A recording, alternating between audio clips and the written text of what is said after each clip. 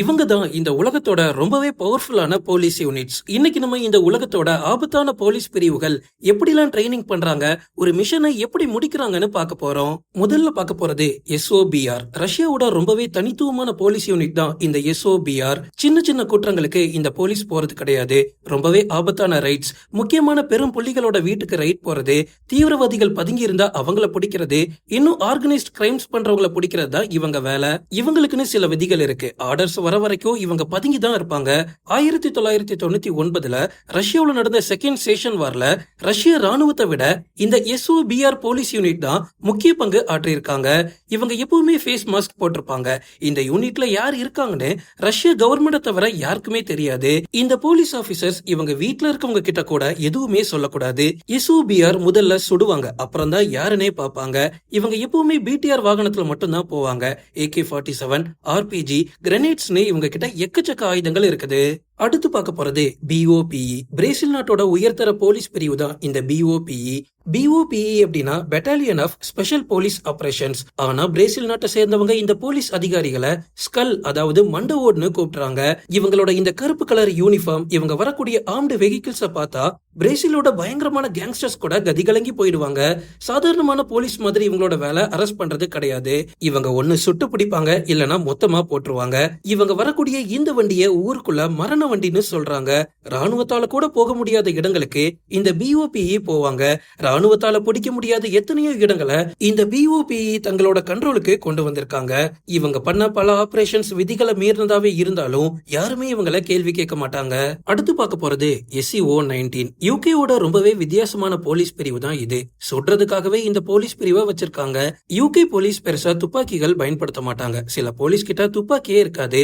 ஆனா SCO-19 police கிட்ட பவர்ஃபுல்லான துப்பாக்கிகள் இருக்கு. இவங்களோட ஃபுல் டைம் வேலையே சுடுறதுதான். கொஞ்சம் கூட தயக்கமே இல்லாம கொலை பண்ண பயிற்சி எடுத்திருக்காங்க.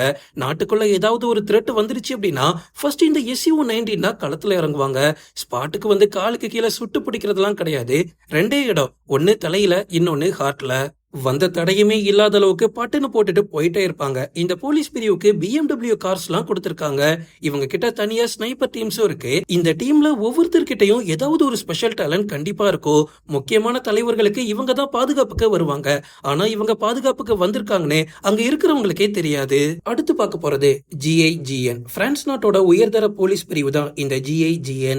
இந்த பிரிவுல இருக்கக்கூடிய போலீஸ் ஆபீசர்ஸ் எப்பவுமே பயிற்சியில தான் இருப்பாங்க. ஒன்ஸ் ஆர்டர் வந்ததும் களத்துல இறங்குவாங்க. 1994ல பிரான்ஸ் நாட்டோட ஏர் பிரான்ஸ் பிளைட்டை ஹைஜாக் பண்ணிட்டாங்க. 232 பேரை ஹாஸ்டேஜாவும் பிடிச்சு வச்சிருந்தாங்க. ஆனா GIGN அதை பத்திலாம் கவலையே படாம அந்த ஏரோப்ளேனோட கண்ணாடியை உடைச்சி ஹைஜாக் பண்ணவங்கள சுட்டாங்க. 232 பேரையும் உயிரோட காப்பாத்தினாங்க. GIGN பிளாஷ் பேங்க்ஸ், கேஸ், ட்ரோன்ஸ்னு பல வித்தைகளை யூஸ் பண்றாங்க. GIGN ஒன்ஸ் களத்துல இறங்கிட்டாங்கன்னு தெரிஞ்சிருச்சுன்னா எப்பேற்பட்ட தீவிரவாதியா இருந்தாலும் அவன் உடனே சரண்டர் ஆயிருவான். இந்த பிரிவுல இருக்கக்கூடிய போலீஸ் ஆபீசர்ஸ்க்கு பயம்னா என்னன்னே தெரியாது. இவங்களோட ரூல்ஸ் ரொம்ப ரொம்ப சிம்பிள். ஒன்ஸ் களத்துல இறங்கிட்டா பின்வாங்கவே கூடாது. இந்த GIGN ரொம்பவே ரகசியமா இருக்கு பிரான்ஸ் நாட்டுல.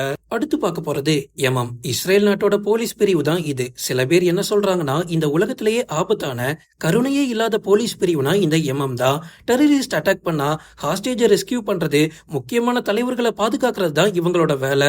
இவங்க ரொம்பவே ரகசியமா இருக்காங்க. அதனாலேயே அண்டர் கவர் ஆபரேஷன்ஸ்க்கு MM குரூப்பை தான் பயன்படுத்துறாங்க. MM ஆபீசர்ஸ் எந்த அளவுக்கு திறமையானவங்கன்னா, நீங்க எத்தனை கிலோமீட்டர் வேகத்துல ஓடினாலும் இந்த குரூப்ல இருக்கக்கூடிய ஸ்னைப்பர்ஸால ஹெட்ஷாட் அடிக்க முடியும். 2023ல இஸ்ரேல் நாட்டுல ஒரு கேஸ் ஸ்டேஷனை 3 பேர் அட்டாக் பண்ணாங்க. MM ஆபீசர்ஸ் வந்து வெறும் 18 செகண்ட்ல அந்த 3 பேரையும் காலி பண்ணாங்க. MM ஆபீசர்ஸோட ட்ரைனிங்லாம் ரொம்ப ரொம்ப கடுமையா இருக்கும். ட்ரைனிங்ல சொதப்புனா டீமை விட்டே துரத்தி விட்டுருவாங்க. இவங்களை எந்த ஒரு சக்தியாலையும் தடுக்கவே முடியாது. அடுத்து பார்க்க போறது CAJ. செர்பியா நாட்டோட எலைட் போலீஸ் யூனிட் தான் இந்த CAJ. CAJ ஏன் ஃபேமஸ் தெரியுமா? இவங்க மாஸ்க் பாருங்க, ரொம்பவே டெரரா இருக்குதல்ல. இவங்க ஒரு பாராமிலிட்டரி ஃபோர்ஸ் அப்படின்னு கூட சொல்லலாம். CAJ ட்ரைனிங் சமயத்துல லைவ் ஆமோவையும் யூஸ் பண்றாங்க. இந்த டீம்ல இருக்கிறவங்களுக்கு கருணையே கிடையாது. பயம்னா என்னன்னே தெரியாது. இந்த அளவுக்கு ஸ்ட்ராங்கான மனுஷங்களை பார்க்கவும் முடியாது.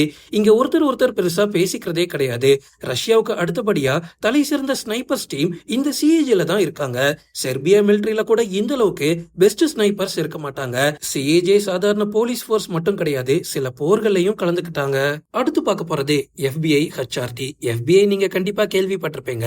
அமெரிக்காவோட பவர்ஃபுல்லான police team, federal bureau of investigation. இந்த FBIல ஹாஸ்டேஜஸை ரெஸ்கியூ பண்றதுக்குன்னு ஒரு டீம் வச்சிருக்காங்க. அதுதான் இந்த FBI HRT. இந்த போலீஸ் பிரிவுக்கு அமெரிக்கா ராணுவத்துல கொடுக்கக்கூடிய பயிற்சியை கொடுக்கறாங்க. அமெரிக்காவோட டெல்டா ஃபோர்ஸ்னும் இதை தான் சொல்றாங்க. இந்த வகை போலீஸ் ஆபீசர்ஸ்க்கு ட்ரைனிங்ல கொடுக்கக்கூடிய முதல் பயிற்சியே பயத்தை போக்குறது தான். இந்த டீம்ல இருக்கிற ஒரு போலீஸ்க்கு கூட பயம்னா என்னன்னே தெரியாது. எந்த ஒரு டார்கெட்டா இருந்தாலும் அதை கிளியர் பண்ணிடுவாங்க. ஸ்கார் ரைபிள்ஸ், MP5, ஷார்ட் கன்ஸ்னு பவர்ஃபுல்லான வெப்பன்ஸும் இவங்க கிட்ட இருக்கு. டிராவல் பண்றதுக்காக கருப்பு கலர் ஆயுதம் ஏந்திய வண்டியும் கருப்பு கலர் ஹெலிகாப்டர்ஸையும் இவங்க யூஸ் பண்றாங்க. ஓகே ஃப்ரெண்ட்ஸ், இதோட நான் இந்த வீடியோவை முடிச்சுக்கிறேன். இது வரைக்கும் நம்ம பார்த்த போலீஸ் ஆபீசர்ஸோட திறமை எப்படி இருந்துச்சுனோ, இந்த வீடியோ எப்படி இருந்துச்சுனோ கமெண்ட்ல சொல்லுங்க.